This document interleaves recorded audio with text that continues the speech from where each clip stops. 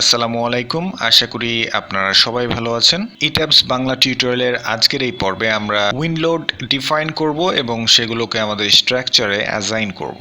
Wind load apply করার আগে আমাদেরকে উইন্ড লোডের ডিরেকশনটা বুঝতে হবে। যে ডিরেকশন থেকে আমাদের উইন্ডটা আসে এবং বিল্ডিং এর কোনো একটা ফেসে হিট করে, বিল্ডিং এর সেই সাইডটাকে বলা হচ্ছে উইন্ডওয়ার্ড ডিরেকশন। আর উইন্ডওয়ার্ড ডিরেকশনের অপোজিটে যে সাইডটা থাকে সেই সাইডটা হচ্ছে আমাদের লিওয়ার্ড ডিরেকশন। আশা করি আপনারা এই বিষয়টি বুঝতে পেরেছেন। সুতরাং আর দেরি না করে চলুন আমরা চলে যাই আমাদের মূল পর্বে।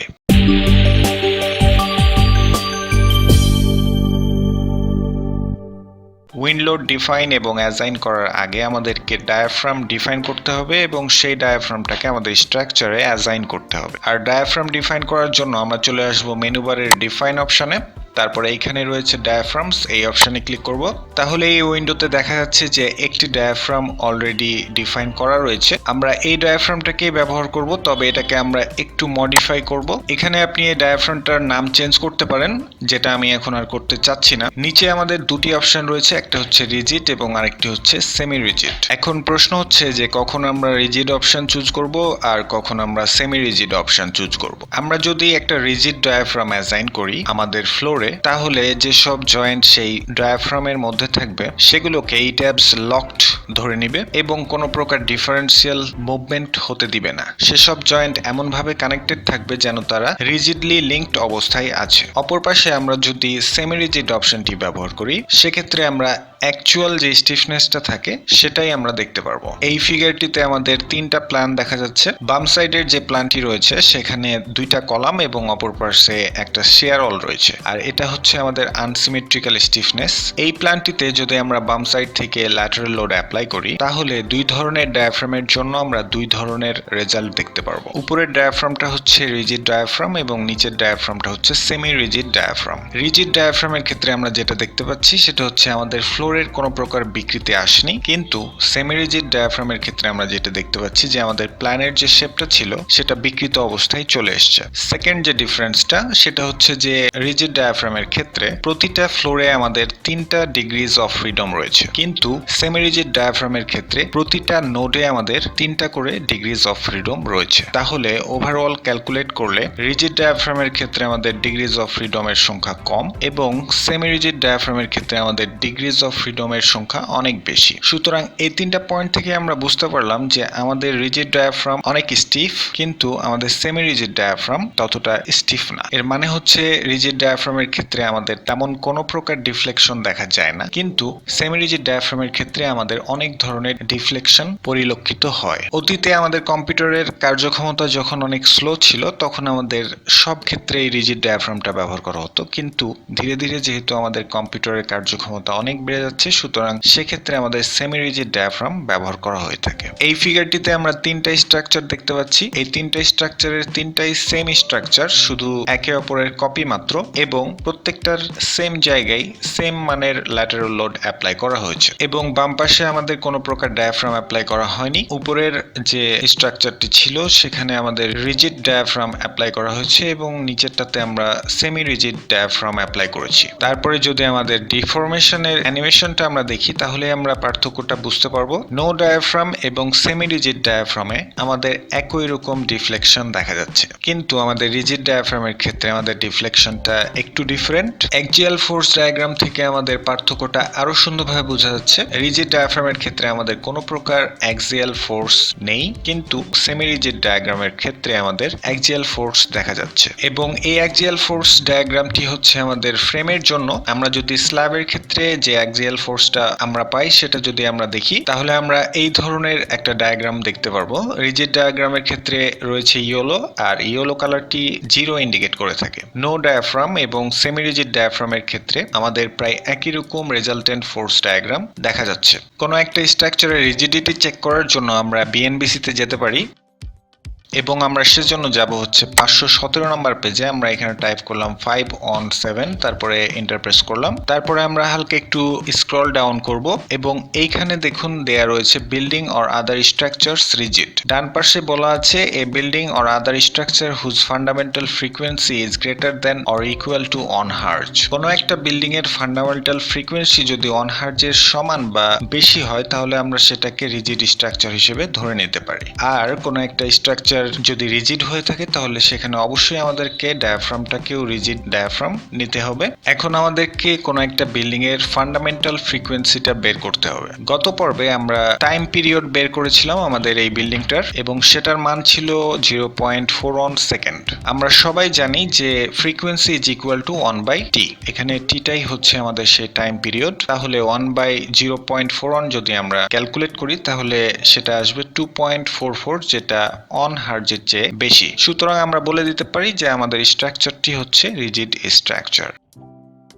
সুতরাং আমরা এই রিজিড অপশনটি চুজ করব, তারপরে ওকে অপশনে ক্লিক করব, তারপরে আবার ওকে অপশনে ক্লিক করলে আমাদের ডায়াফ্রাম ডেফিনেশনটা কমপ্লিট হয়ে যাবে। এবার আমরা আমাদের এই ডায়াফ্রামটাকে আমাদের XY প্লেন বরাবর অ্যাসাইন করে দিতে পারি। আমরা শুধু সেই সব স্ল্যাবই কনসিডার করব যেগুলো আমাদের XY প্লেন বরাবর রয়েছে, অন্য কোনো প্রকার স্ল্যাব কনসিডার করব না। আমাদের যে ওয়েস্ট স্ল্যাবটি রয়েছে সেক্ষেত্রে আমাদের এই ডায়াফ্রামটা অ্যাসাইন করতে হবে না। এই চিত্রটা থেকে আমরা বুঝতে পারছি যে আমাদের ডায়াফ্রামটা শুধুমাত্র ফ্লোর টাইপ সেল অবজেক্টের জন্যই কাজ করে। কোনো প্রকার ওয়াল টাইপ সেল অবজেক্ট কিংবা যদি ইনক্লাইন্ড কোনো স্ল্যাব থাকে সেক্ষেত্রে আমাদের এই ডায়াফ্রামটা কাজ করে না। এবার আমাদেরকে XY প্লেনটাকে সিলেক্ট করতে হবে, আর সেজন্য আমরা চলে যাব আমাদের মেনু বারের সিলেক্ট অপশনে। এখানে যদি আমরা ক্লিক করি তারপরে সিলেক্ট অপশনের উপরে কার্সরটা রাখবো, তারপরে কোঅর্ডিনেট স্পেসিফিকেশনস এই অপশনের উপরে যদি আমরা কার্সরটা রাখি তাহলে এইখানে রয়েছে click joint in XY plane. এই অপশনটির মাধ্যমে XY প্লেনে অবস্থিত যে কোনো জয়েন্টে যদি আপনি ক্লিক করেন তাহলে পুরো XY প্লেনটাই সিলেক্টেড হয়ে যাবে। আমি এই পয়েন্টের উপরে ক্লিক করলাম, তারপরে আমি কর্নারের এই জয়েন্টটাতে সিলেক্ট করলাম। তাহলে দেখুন সেকেন্ড স্টোরি রুফে যে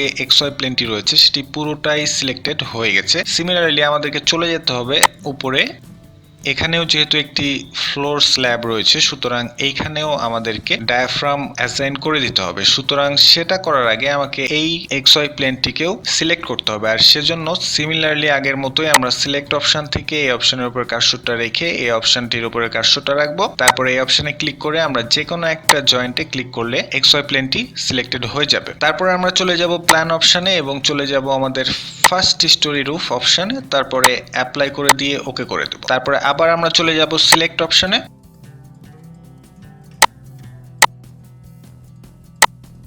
আমরা আমাদের প্রয়োজনীয় XY প্লেনগুলো সিলেক্ট করে ফেলেছি। এখন আমরা খুব সহজেই আমাদের সেই ডিফাইন করা ডায়াফ্রামটা এই সব প্লেনগুলোতে অ্যাসাইন করে দিতে পারি।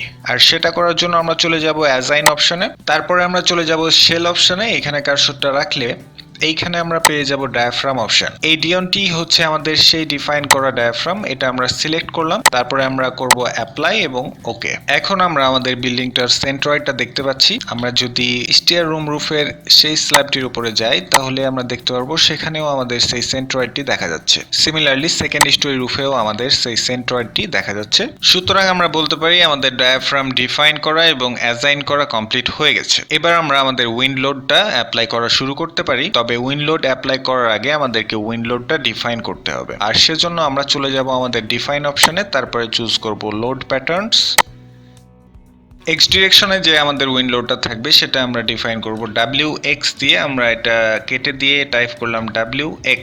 তারপরে আমাদের উইন্ড লোডের টাইপটা চুজ করতে হবে। এখানে উইন্ড লোড দেয়া রয়েছে, আমরা এটা চুজ করলাম এবং অটো ল্যাটারাল লোড থেকে আমাদেরকে UBC 94 এই কোডটা চুজ করে নিতে হবে। তারপরে করব আমরা অ্যাড নিউ লোড এবং সিমিলারলি Y ডিরেকশনের জন্য আমরা টাইপ করব WY। তারপরে এটা সেম থাকবে, এটাও সেম থাকবে এবং আমরা অ্যাড নিউ লোডে ক্লিক করব। আমরা দুই ডিরেকশনের জন্য দুইটা উইন্ড লোডের প্যাটার্ন ডিফাইন করে ফেলেছি। এবার আমাদেরকে সেগুলোকে মডিফাই করতে হবে আমাদের কোড অনুযায়ী, আর সেজন্য আমরা প্রথমে এই WX অপশনটি চুজ করব, তারপরে চলে যাব মডিফাই ল্যাটারাল লোড এই অপশনটিতে। এখানে একটি অপশন রয়েছে এক্সপোজার এন্ড প্রেসার কোএফিসিয়েন্টস। আমরা প্রথম অপশনটি চুজ করব এক্সপোজার ফ্রম এক্সটেন্স অফ ডায়াফ্রামস। আমরা যেহেতু ডায়াফ্রাম তৈরি করলাম সুতরাং আমরা এই অপশনটি চুজ করব। তারপর আমরা চলে যাব উইন্ড কোএফিসিয়েন্টস এই অপশনটির জন্য। এখানে এখানে আমাদেরকে উইন্ড স্পিডটা ইনপুট করতে হবে এবং সেটা অবশ্যই মাইল পার আওয়ারে। উইন্ড স্পিড কত সেটা জানার জন্য আমাদেরকে আমাদের বিএনবিসি কোডে চলে যেতে হবে। এখানে আমরা চলে যাব 603 নম্বর পেজে। আমরা টাইপ করলাম 603, তারপরে এন্টার প্রেস করলাম। তাহলে আমরা একটি টেবিল পেয়ে যাব 6.2.8 basic wind speeds V for selected location in Bangladesh. এখানে প্রত্যেকটা লোকেশনের আলাদা আলাদা উইন্ড স্পিড দেয়া রয়েছে। এখানে আপনার নিজস্ব লোকেশন থেকে সেই উইন্ড স্পিডটা চুজ করে নিতে হবে। ঢাকার জন্য এটা দেয়া রয়েছে 65.7 মিটার পার সেকেন্ড। আপনি যদি এই ভ্যালুটাকে মিটার পার সেকেন্ড থেকে মাইল পার আওয়ারে কনভার্ট করতে চান তাহলে আপনাকে এই ভ্যালুটাকে 2.24 দিয়ে গুণ দিতে হবে। সুতরাং এই রুমে আমরা ইনপুট করে নিলাম 65.7, তারপরে আমরা ইনটু করে 2.24 টাইপ করব। তারপরে যদি আমরা ইন্টারপ্রেস করি তাহলে সেটার ভ্যালু আসবে 147.168 মাইল পার আওয়ার। এরপর আমরা চলে আসবো এক্সপোজার টাইপ এই অপশনে। এখানে যদি আমরা ক্লিক করি তাহলে আমরা দেখতে পারবো যে এখানে তিনটি এক্সপোজার টাইপ দেওয়া রয়েছে, বি, সি এবং ডি। এখান থেকে আমাদের যে কোনো একটি চুজ করে নিতে হবে, আর সেজন্য আমাদেরকে চলে যেতে হবে আমাদের বিএনবিসি কোড বইয়ে। এক্সপোজার টাইপ সার্চ করার জন্য আমরা চলে যাব 554 নাম্বার পেজে। আমি টাইপ করলাম 554, তারপরে এন্টার প্রেস করলাম। তারপরে আমরা হালকা একটু স্ক্রল ডাউন করে চলে যাব 2.4.6.3 নাম্বার সেকশনে। এই সেকশনের নামই হচ্ছে এক্সপোজার ক্যাটাগরিজ। এখানে তিন ধরনের ক্যাটাগরি দেওয়া রয়েছে, এক্সপোজার এ, এক্সপোজার বি এবং এক্সপোজার সি।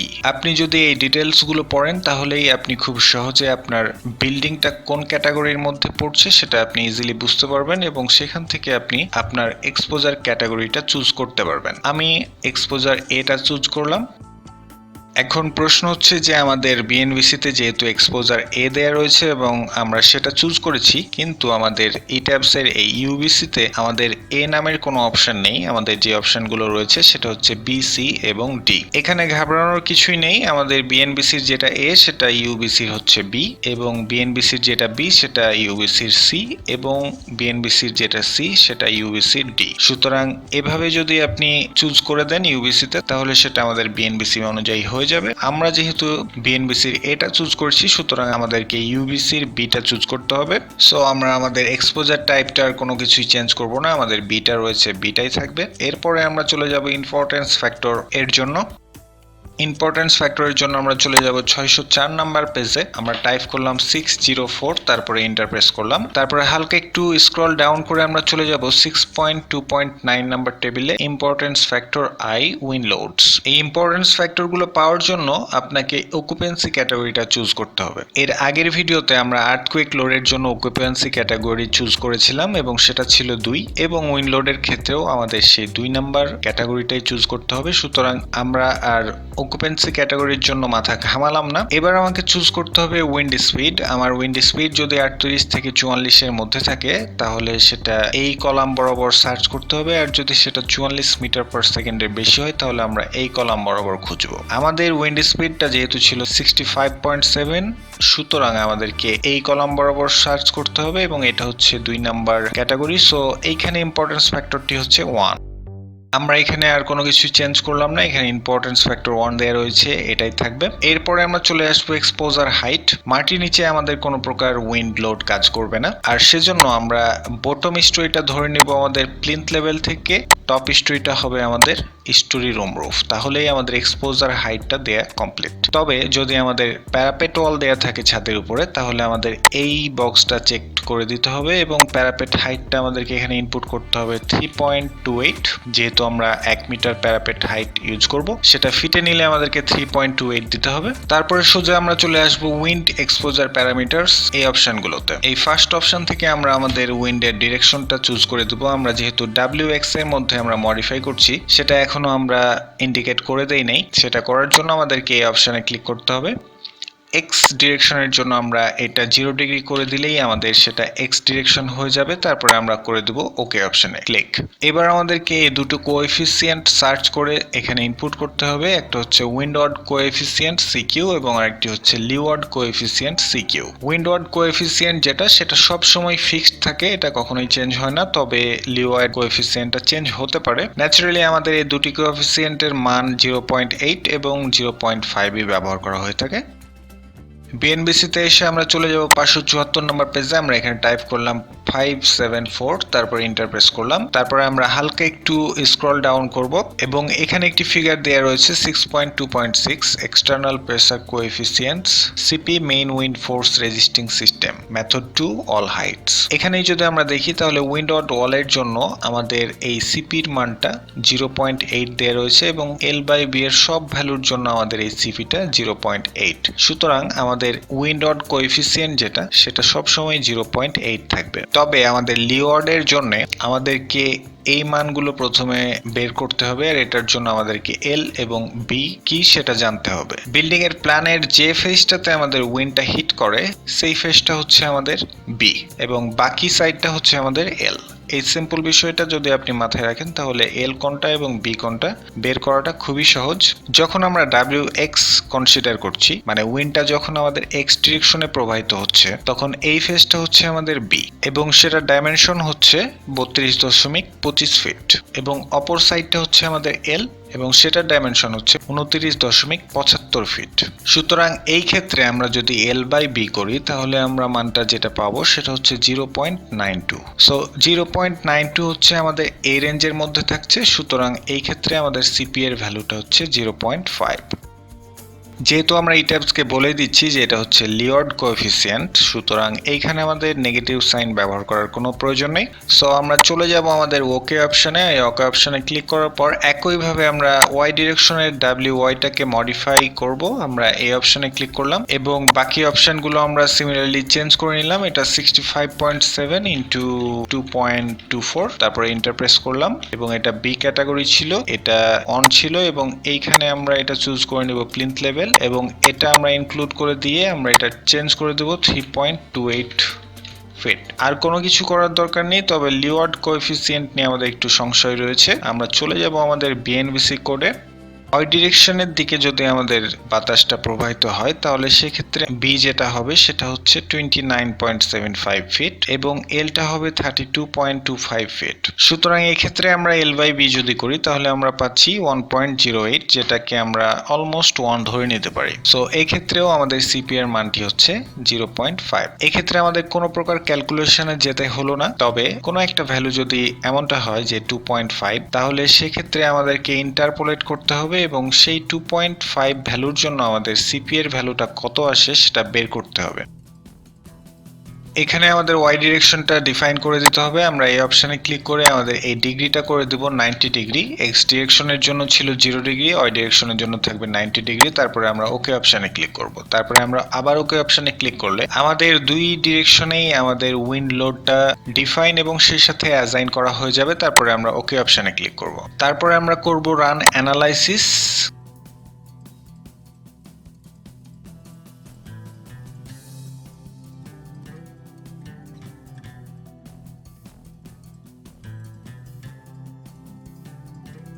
তারপরে আমরা চলে যাব শো ডিফর্মড শেপ এই অপশনটিতে এবং আমরা উইন্ড এক্স এর জন্য কিরকম ডিফর্মড করেছে আমাদের বিল্ডিং সেটা দেখার চেষ্টা করব। অ্যাপ্লাই করে দিয়ে ওকে করে দেব। দেখুন যে ডাব্লিউ এক্স এর জন্য আমাদের বিল্ডিংটি ডান সাইডে হেলে গিয়েছে। তারপরে আমরা এই স্টার্ট অ্যানিমেশন অপশনটি চুজ করব। তাহলে আমরা খুব সহজে আমাদের বিল্ডিং এ আমাদের উইন্ড লোডের ইফেক্টটা দেখতে পারবো। আশা করি আপনারা সবাই বুঝতে পেরেছেন, আপনাদের বুঝতে কোথাও সমস্যা হয়নি। তারপরেও যদি কোথাও কোনো সমস্যা কিংবা সংশয় থাকে তাহলে অবশ্যই কমেন্ট করে জানাবেন। সে পর্যন্ত ভালো থাকবেন, সুস্থ থাকবেন। ধন্যবাদ সবাইকে।